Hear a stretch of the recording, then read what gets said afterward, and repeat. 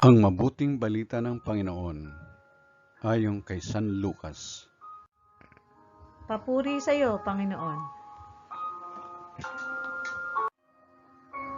Noong panahong iyon, nakatayo si Jesus sa baybayin ng lawa ng Generaset.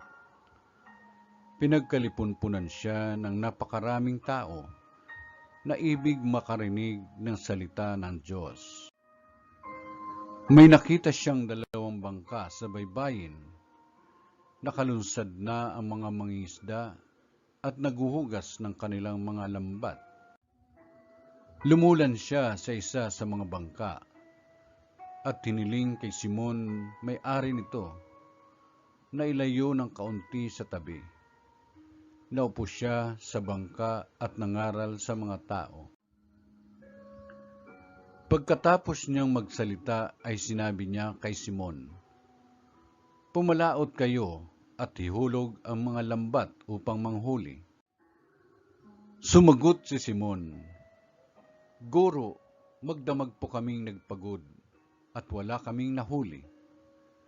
Ngunit dahil sa sinabi ninyo, ihulog ko ang mga lambat."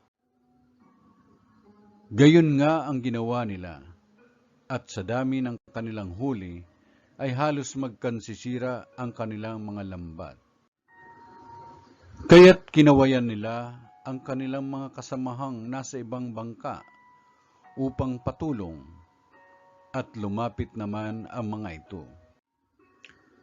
Napuno ang dalawang bangka na halos lumubog.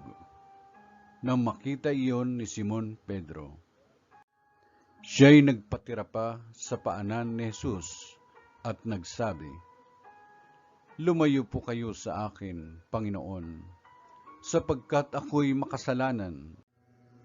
Nang gilalas siya at ang kanyang mga kasama dahil sa dami ng kanilang huli. Gayon din sina Santiago at Juan, mga anak ni Zebedeo na mga kasusyo ni Simon. At sinabi ni Jesus kay Simon, "Huwag kang matakot.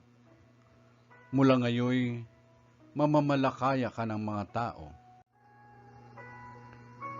Nang maitabi na nila ang kanilang mga bangka, iniwan nila ang lahat at sumunod kay Jesus. Ang mabuting balita ng Panginoon. Pinupuri ka namin, Panginoong Jesucristo.